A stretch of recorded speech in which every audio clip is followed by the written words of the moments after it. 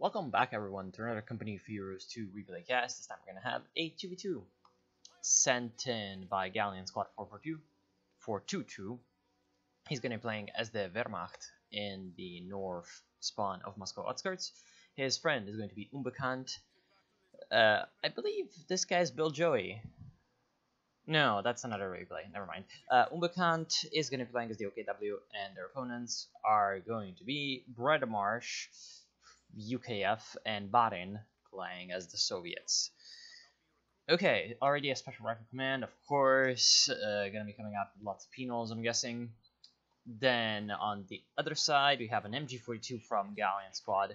Gonna be ready to head straight into the center and maybe the church, just to cover that central area. Sturm Pioneers on the left side, capturing up the connecting point to the fuel on the left, but the fuel on the left might just fall to these infantry sections. Infantry sections are going to be supported by a brain carrier, and the Germans are going to have their own Cuba wagon. So the brain carrier should be able to do fairly well on that left side, but both sides getting their light vehicles up and running as quickly as possible. In the meantime, Sturm Pioneers is going to get caught in the open by the Universal Carrier, and the infantry sections are going to get into the building. Oh no, what is this Universal Carrier doing?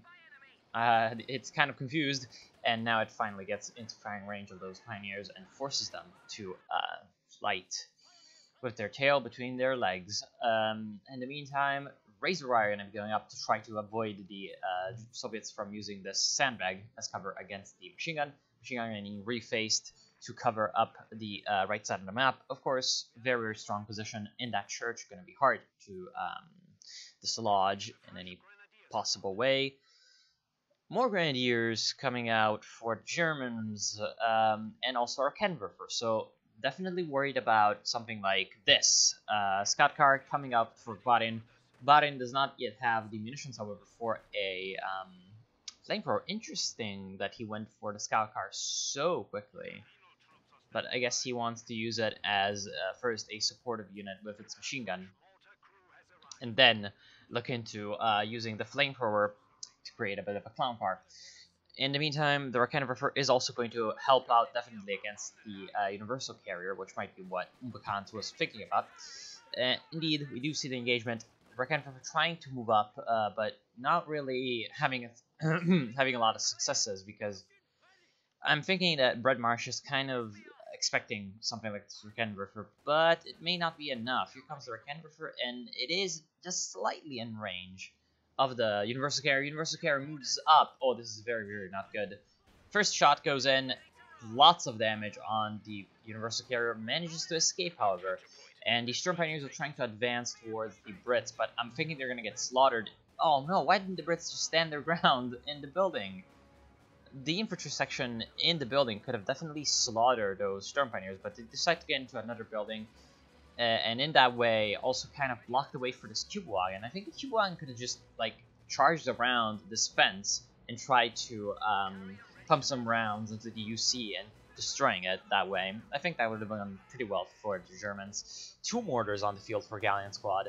Also, he's upgraded his lovely Pioneers with a flamethrower. Gonna be starting to roast up some Soviet engineers in that house. Scout Squad from Bahrain is going to be fairly useful against those Grenadiers. Grenadiers are already taking lots and lots of damage from the penals. We're going to be forced to retreat, but the 2 mortars soon enough will start to come into play. One of them is already up to 2 kills, and there is the M3 Scout car to think about. The M3 Scout car is getting repaired, and finally there is a flamethrower on field for Baden. So he's going to have that flamethrower mobile and running.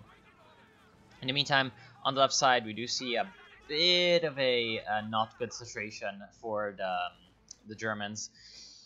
The British player has been able to just push through. He has upgraded his Universal Carrier with the machine gun, the Vickers K mount. And so, of course, that's going to be very, very strong against enemy troops. In the meantime, Sturm Pioneer is going to be trying to get into the cutoff house, but the cutoff house will be captured by the British. And then the British will probably be able to capture the cutoff as well. What is that? Oh no, the clown car actually found the mortars, forcing them to retreat. Not good. Also, the clown car definitely going to be really, really good against that MP42. MP42 cannot stay in the house. Gonna play a little bit of a ring around the rosy around the church. I would have just retreated with the MG and come up with the Grenadiers to support its retreat with Panzerfausts. But the MG decides to stay there, and in doing so, it gets eaten up by the fire of these SVT-40s from the Penals, and it's probably going to go down. Yep, goes down. Might get stolen by the Penals. Let's see. Oh, I think that could have been played a little bit better. But it's going to get re-stolen, or I guess reclaimed by the Germans. And it might go down again to the Flamethrower. Nah, they're fine. In the meantime, it seems like these Penals are going to do just fine. Problem is, yeah, these Grenadiers are starting to get a lot of veterancy, and staying behind that car is going to be pretty good cover. But at close range, the Penals are going to be able to force back the Grenadiers quite easily. In the meantime, on the left side, the Germans still have a few points under their belt, but they don't really have any fuels, which is really, really bad for them. As you can see, Baden already floating quite a lot of that fuel. And there goes the clown car. The engineers didn't die inside. Okay. So, not good for the Soviets losing that clown car, but again, as I said, they have tons of resources that they're now using to construct a tank heavy battalion command. Here comes a 2-2 from Galleon Squad, and that's going to be, I guess, okay, especially for hunting down that sniper. I'm thinking it was produced. At this point, though, with the sniper retreating, I don't think the 2-2 is going to be able to do much. Oh, it might just run into the range of these Penals with the satchel charge. Okay. So, Galleon Squad is elite microing it quite well, and notices, but there's a Humber AEC. So the AEC is definitely going to beat out that 2-2.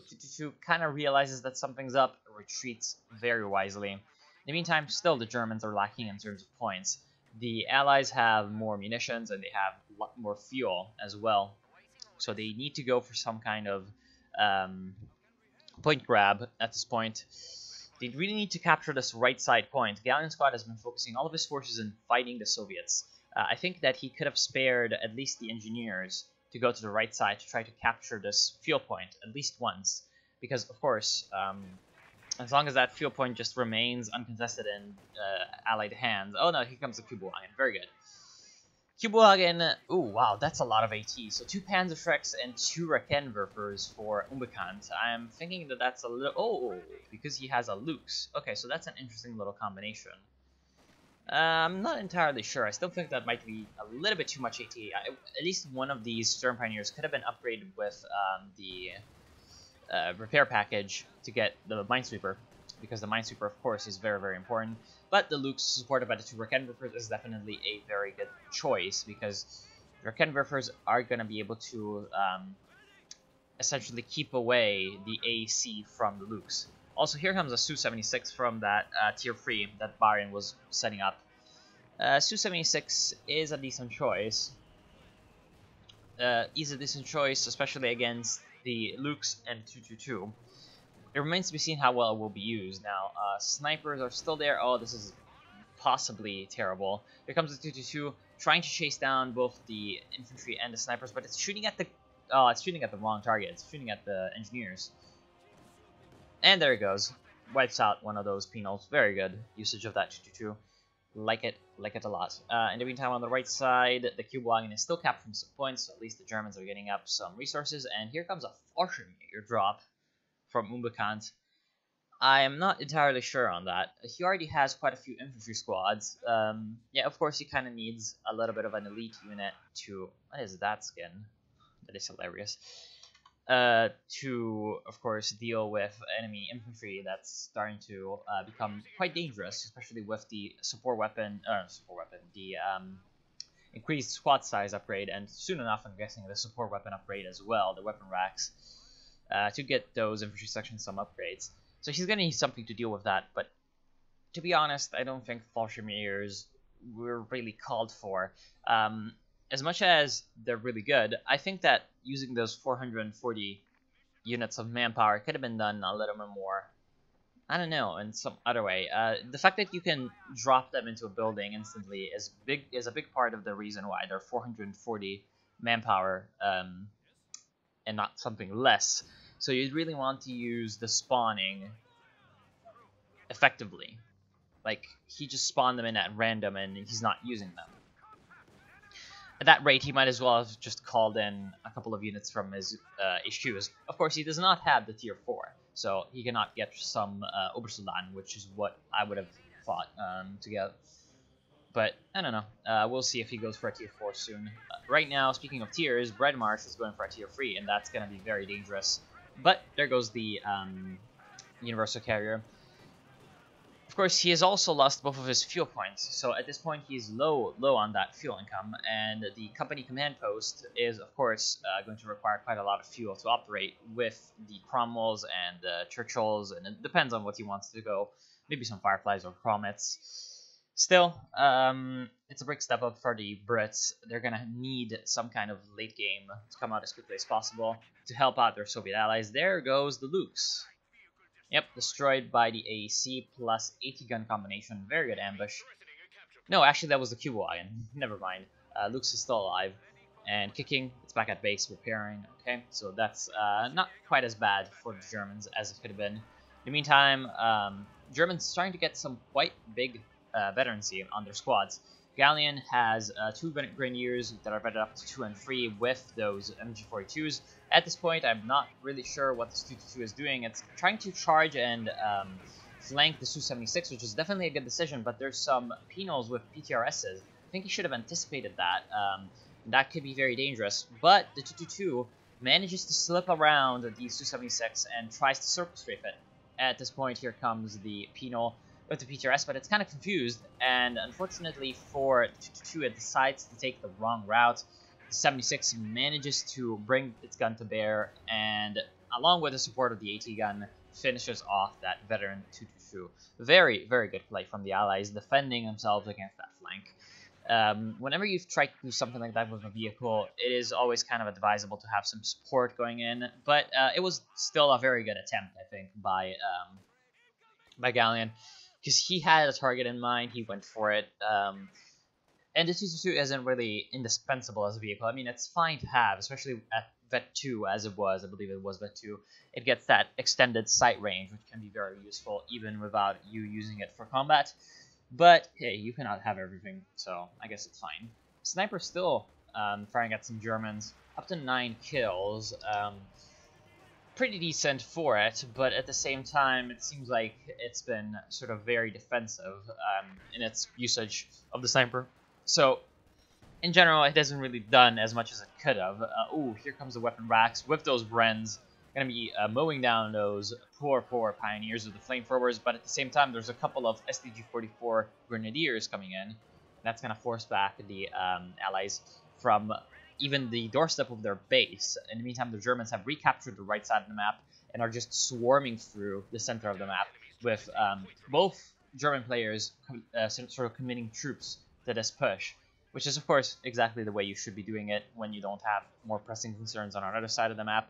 Right now, Galleon Squad going for some tiller mines. That is indeed an excellent choice, just to avoid vehicle flanks in that area. And slowing down those vehicles and possibly capitalizing on the mine explosion and the damaged engine could be very good for him. Those two Arcane still proving their worth at destroying some of the allied vehicles. In the meantime, the Su-76 is forced to retreat, and at the same time, here comes a grenade. Very, very good grenade from those Grenadiers. Wipes out that Penal. Penal left the PTRS. I'm guessing that the PTRS is going to get picked up by some squad of the Allies. But at the same time, the AEC is moving in way too close, and the Stug plus the Raketenwerfers are going to destroy that very, very valuable British vehicle. So Stug on the field for Galleon Squad, going for that tier 3. His friend, I'm still not sure what he's going for. He has 200 fuel, and he hasn't spent any of that yet. So I'm thinking that he might be going for a King Tiger, but if he was, he might have as well have just built up a battle group headquarters, maybe over here, has a forward retreat point, and a Schwer Panzer headquarters to protect it. He might as well have done that if he wanted to go for the King Tiger. But he decided to conserve fuel, even though he's only sitting on a tier 3. He's going for some automatrons on the base to repair his allies' Stug a little bit faster. That is indeed a very good choice, because he wants that vehicle to be up and running as much as possible, but having down times where it is repairing and not fighting.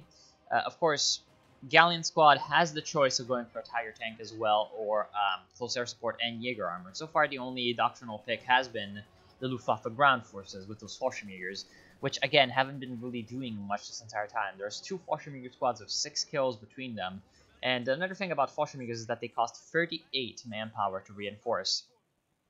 So, of course, whenever you're going for some Fallschirmjägers, you have to think about the fact that every one you lose is going to set you back 38 points of manpower, which in Umbekan's case is almost 20 seconds, no, more like 15 seconds, almost 15 seconds of manpower income.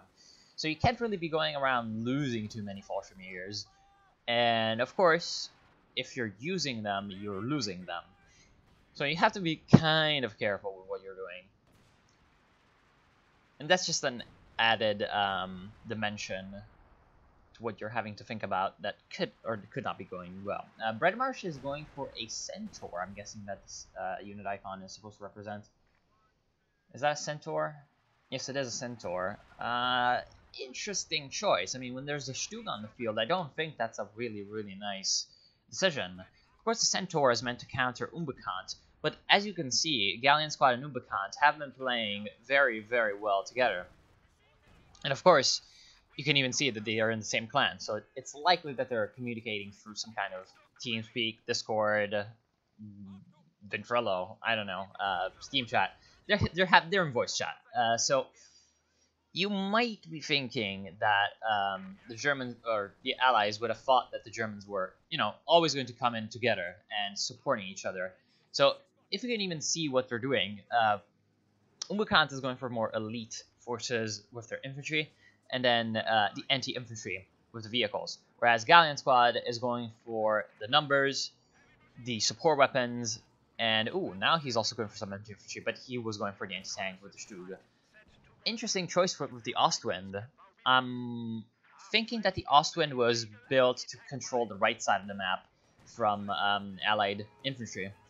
I think that would be a very good choice for it, but at the same time, there's also the Lukes that can do that, so interesting. Bit of a double role there. In general, the Lukes and the Ostwind could be going for the same things at this point. I'm not entirely sure. So, 2 Fallschirmjägers, again, just exposing their weakness. They're kind of sitting out in the open, and of course they're doing a lot of damage to these infantry sections, which are also taking damage in return. So, of course, they have to retreat. And they haven't really done much, because the point of infantry is also to keep control of territories, not just to deal damage to enemy troops. This Centaur is in trouble. It's definitely in trouble trying to circle strafe the Rakan Riffers, but when you're trying to circle strafe 2 AT guns, it's kind of hard, because as you saw, one can cover the other, while the other is trying to, of course, track down the vehicle. And so the Centaur goes down, and here comes a glider. Commandos on the field for Breadmarsh. He's gone for the Commando Regiment. Commando Regiment is indeed very, very dangerous with the Commando Glider. The Commando Glider is 500 manpower, so of course you have to be very careful about that as well. The Commando Glider itself is 120 manpower, I believe, because if I recall correctly, Commandos are 380 manpower from the Glider HQ of the Special Operations Doctrine. So I'm pretty sure that this glider positioning is not very good, because the glider acts as a reinforcement point. You can reinforce from this little plane. So if you place it somewhere like over here, it can act as a reinforcement point, a forward reinforcement point. If you're placing it right there, it's likely to just get destroyed by the first German unit that passes by. So I don't think that that's a very good usage of 120 manpower, because that is what you're paying the glider. 120 manpower. So you might as well just think about that and put it somewhere where it can be used to get effect, to at least reinforce some units before it goes down, because it is indeed very vulnerable to enemy units. 2 Su-76s on the field for Barin. He's got lots and lots of resources on the bank, which makes me think that he's going for the IS-2 strong heavy tank. And of course, that is a very, very viable choice for him, especially against the tier 3 of Galleon Squad. Of course, the Stugs are going to be able to, for their price, deal with the IS-2 quite decently. But at the same time, the Su-76s are there to deal with the Stugs, so who knows. Su-76s at the same time shooting at this Ostwind, which is trying to break up this machine gun and force its retreats, which it does, and that kind of unpins the German infantry there, but the Austrian goes down in the attempt. So very good job with those Su-76s, and a bit of an overextension, a costly one for Galleon Squad 442. That could have gone a little bit better for him. I'm thinking that that Austrian was kind of mismicroed. He didn't really realize that there were two 76s behind there. I think he only thought that there was the one Veteran C2 276. In which case, sending in that that Austrian would have still been not the best choice, but it wouldn't have been so dangerous as to lose the Austrian. In the meantime, Barin, even though he's maybe saving for that S2, I think he should be going for some infantry in the meantime, because the S2 heavy tank, it isn't really gonna require you to save up thousands and thousands of points of manpower. It's like 640, if I recall correctly, manpower. So after you're at 870, you can start to, go for some infantry. And I myself would go for a Zis-free AT gun, because I mean, Su-76s are nice and all. There goes that Raketten, which was stolen. Su-76s are nice and all, and they're pretty good. They're essentially the same gun as the Zis-free. They're sporting the same cannon, but they're vulnerable. Like, you can just come in with a Raketten and 2 Stugs, and every one of those units fires one shot, and the Su-76 goes down. Whereas an AT gun, hey, it's very, very rare that the AT gun is going to go down really quickly. You can just retreat it back towards your machine guns, and enemy vehicles are also going to have trouble killing all of the 6 crewmen on that Zis-free. So that is essentially the main attractive point of the AT gun over the Su-76. Of course, the Su-76 has the mobility, which means that, of course, the Su-76 can be used to chase down enemy vehicles that have been damaged in fight. I guess those two units can kind of complement each other. The AT guns can stand near the front to soak up the damage and shots and the attention, and the Su-76 comes in after that with its speed, shoots up the enemy vehicles, and then maybe chases them down. In the meantime, there is a Panther coming on the field for Unbekannt. Yeah, I did see that correctly. Panther, not sure on that choice. There is a Cromwell for the Brits. Yeah, maybe the Panther wasn't the best choice. I would have gone for a King Tiger if I was Unbekannt. Because, of course, I do have the hindsight and the God's Eye view with the allies, but the Panther is a very, very big anti-vehicle unit. He's facing a Brit player that has been going for a lot of supportive weapons, lots of commandos, and lots of upgraded infantry, very well upgraded infantry. And his Fallschirmjägers, as you can see, are just suffering. They're just suffering. They're taking huge casualties, and here comes the Cromwell to finish them off.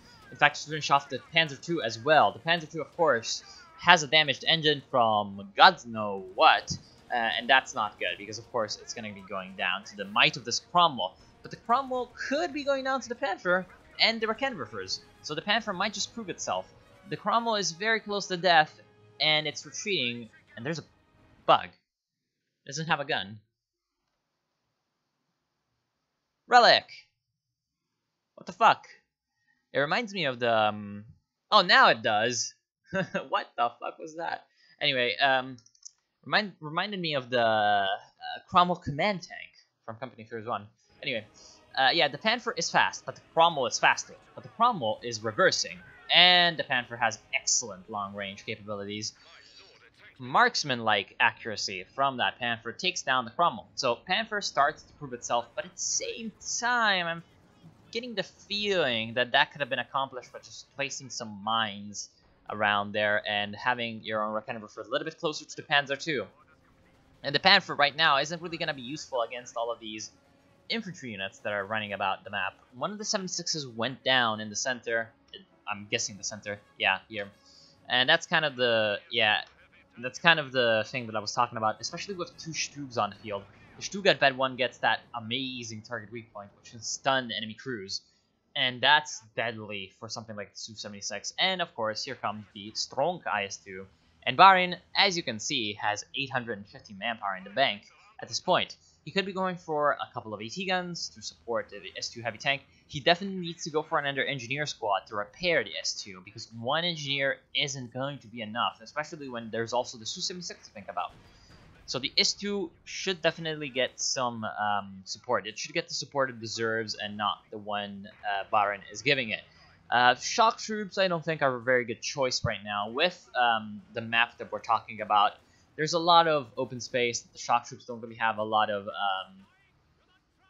open spaces and, well, closed spaces and to essentially do well at close range. Here comes a bundle grenade from these Panzer Grenadiers. There's 2 Panzer Grenadiers on the field for Galleon Squad that have been doing fairly decently, but again, they're suffering the same problem as the Fallschirmjägers and the shock troops would be facing, which is to say, well, the Fallschirmjägers a little bit less. This is an open map. It's got very long range spaces, so of course they're going to be suffering against enemy units that are sort of going for some long range, like of course Maxims, and especially the infantry sections with the Brens. Here comes an excellent incendiary barrage, forcing back all of the infantry, along with the support of the S2, and lots of casualties on the German side. Of course the fire is incredibly laggy, but oh well. Yes, so the Stugs are still around, and the Stugs are indeed a fairly decent counterweight to that IS-2. In the meantime, the Panther is forced to retreat by the Soviet forces, and that's kind of okay, because the Soviets can then try to recapture the right side of the map, which has been under the control of the Germans for quite a long time. Galleon Squad is going for the Elephant at this point to counter the IS-2, which is, in my opinion, a decent choice, because it would also provide a very big brother to these Stug Frees, and it could either serve as a sort of bait. You could use the Elephant as bait to come in and then use the Stugs behind them to stun up the vehicles that have come up and destroy them with the help of the Panther and maybe some mines. Or it could serve as a just very big fire support to the Stugs. The Stugs go in, try to sort of see what's up, sort of test the waters, and then the Elephant comes up behind with its long range and shoots up whatever is left. It depends. Here comes another glider. Right, that was the second commando squad. I'm still thinking that's a very, very expensive endeavor for the Brits to go for. I mean, especially when you're the Brits and you have infantry sections, 280 manpower with both of the upgrades. So both the weapon racks and the bolster infantry squads. You could just get a very, very powerful squad for 280 manpower plus 120 munitions. In fact, probably the most powerful squad of line infantry in the game, except maybe, or just maybe, vet-free grenadiers. But off the bat, definitely the infantry sections are the strongest. And in the meantime, these Royal Engineers are being forced to retreat. The Allies definitely suffering a lack of engineers. Bahrain going for a second engineer squad, definitely going to do something to obviate that. And in the meantime, we do see that the Su-76 is trying to do some artillery barrages around, but it's really not doing the best because, of course, the Germans are fairly mobile. This is the third Fallschirmjäger squad. Still very expensive, but at this point I'm starting to see what he's going for. At this point, though, Unbekannt has the Schwerpanzer quarters, so I'm not sure why he isn't going for just an Obersulan squad, which is cheaper and with the upgrade a little bit more effective. I guess he was saving the airborne assault to get a 4 Fallschirmjäger squad. That is ridiculous. Of course, 4 Fallschirmjägers are going to do really well against any enemy infantry that's facing up against them. But as soon as the IS-2 decides to head into the fight, it's not going to be very good. Sherman Firefly on the field for Breadmarsh, who so far has been losing all of his vehicles. And Sherman Firefly should help against all of these tank destroyers, but at the same time, it's very, very vulnerable. It's very vulnerable because of its low armor, and especially because of its high reload time. Oh, there goes this veteran 276. That was definitely a mistake. With vehicles, it's always safer to use attack move whenever you're moving, so that the vehicle stops if it sees an enemy unit at maximum range. So that was a pretty bad loss for Bahrain, who could be replacing it with another one. Oh no! The S2 is deciding to retreat by showing its rear armor. Of course, that's not good because the Stug gets a few extra shots in. In the meantime, Panther is around, and the Panther, yeah, it's gonna have some problems against the Firefly, but the Firefly is gonna have some problems against everything else. There goes the Firefly instead. Yep, as you can see, it's just too vulnerable, and I'm thinking this is pretty much the end of the game. There's nothing that the Allies can do against this huge tank destroyer force. once they saw what the Germans were going for, I think the Allies should have just gone for a lot of infantry. A lot of infantry to essentially just make sure that these big investments in tank destroyers weren't repaid. They just kind of played into the hand of the Germans. I mean, but just going for so many tank destroyers of their own, they just made sure that the Germans had the upper hand. What they should have gone for is, of course, a lot of infantry. Baden has 700 manpower that he could have been spending on some infantry, perhaps even some shock troops. And then Bredmarsh has only 400 manpower, but he has spent 1,000 manpower on these commandos, which haven't done really much. One commando would have been fine, plus some normal infantry squads to sort of just keep map control, along with the support of some anti-tank guns, machine guns. They could have probably held off the Germans, because the Germans are really lacking in assault vehicles that can dislodge enemy infantry. Of course, Galleon Squad doesn't even have a tier 4, so he could not be going for a Brumbear. Umbekant has lost his Lukes. He, I don't think, had elite armored for a Sturmtiger, and he doesn't look like he wanted to go for a Panzer IV Ausf J. So in general, and he's of course kind of very far away with that Panther to a King Tiger.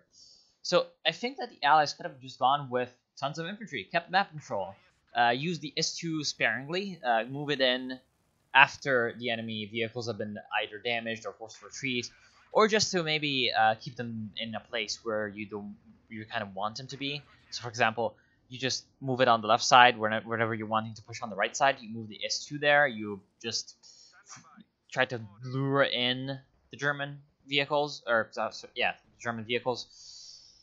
Try to do something of that sort, but at this point, there's really not much that the Allies can do. I mean, the S2 is going to be still doing some damage and being an annoyance for the Germans, but with all that the Germans have ready to face it, I really don't think that it's going to be enough. In the meantime, on the right side, the ridiculous Fallschirmjäger spam is still doing its job, kind of, forcing back some of these support weapons from the Allies. And it's, yeah, probably going to fall to these infantry sections, although there's still 4 squads here, none of them were forced to retreat. Well, there goes one, and it might get wiped out. Not wiped out. With the support of the Sturm Pioneers, I'm thinking that these falls are gonna fall. Haha, very funny. Anyway.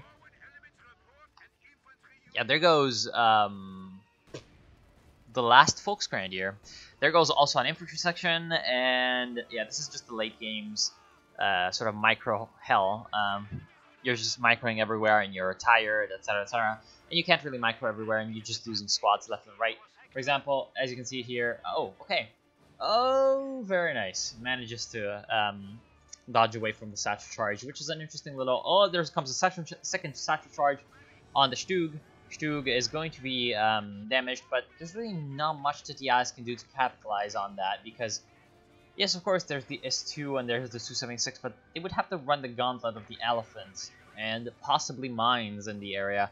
So it would be very dangerous for the Allies to move in and try to destroy that Stug that has been wounded. In the meantime, on the left side, we do have a fairly hefty Fallschirmjäger's force with a couple of commandos in an interesting little position. I wonder what they're trying to do. I think that the Fallschirmjägers know where they are, though. Oh, shit. What the fuck? Mortar cover.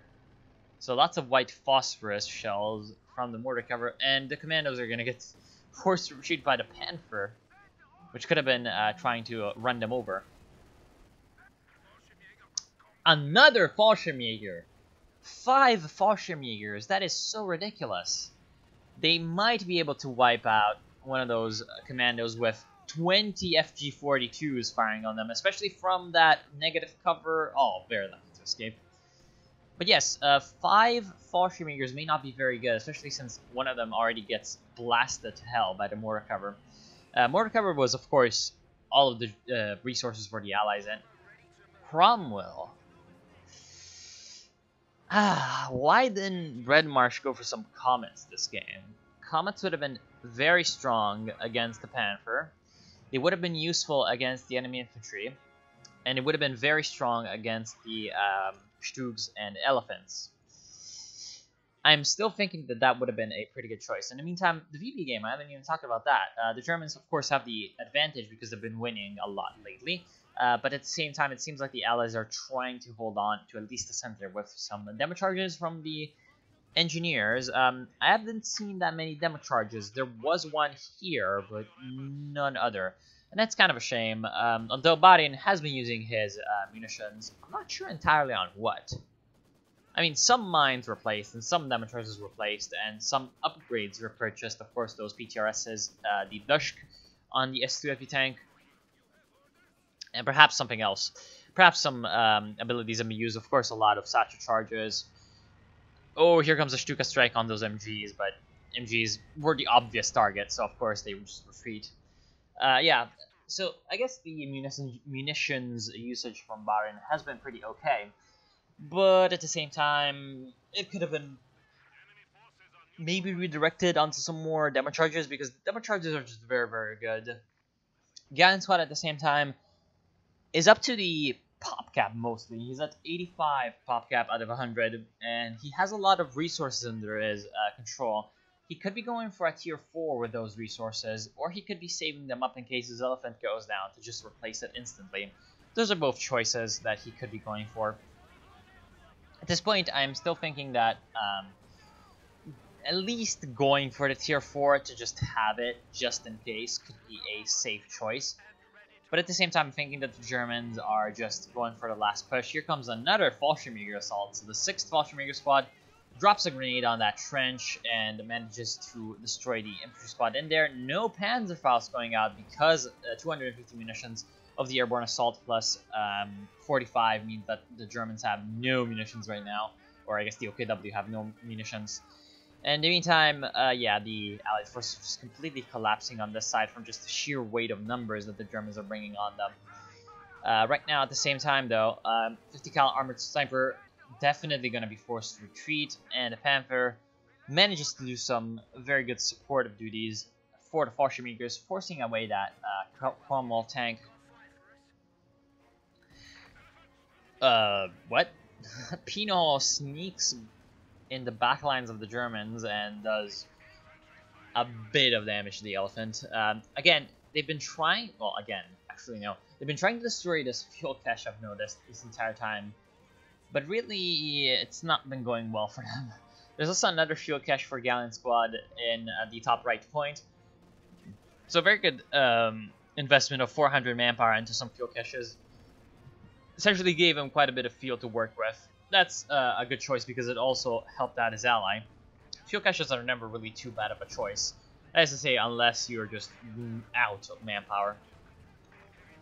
S2 tries to come in, gets stunned up by the Stuk 3, but the S2 is still going to be able to escape the clutches of the elephant behind this little shack. And at the same time, Su-76 is doing fairly well in its own realm of possibilities. But at the same time, it really isn't going to be able to do much. And now that there's a triple cap going, the Allies have 2 minutes to get a point under their belt, victory point, and that's, I think, not going to happen. So I've talked to pretty much great length about what I think the Allies could have done differently. So let's talk a little bit about the Germans. Galleon Squad, really no problems for him. I mean, I'm just thinking, but I guess I was focusing a little bit more on the OKW side of things. But yeah, I really don't think that Galleon Squad made any big mistakes. Like, he played well. Very good usage of that rifle grenade, by the way. He bought what was required at the right time. He had a strategy going in. He was going to go for a lot of AT.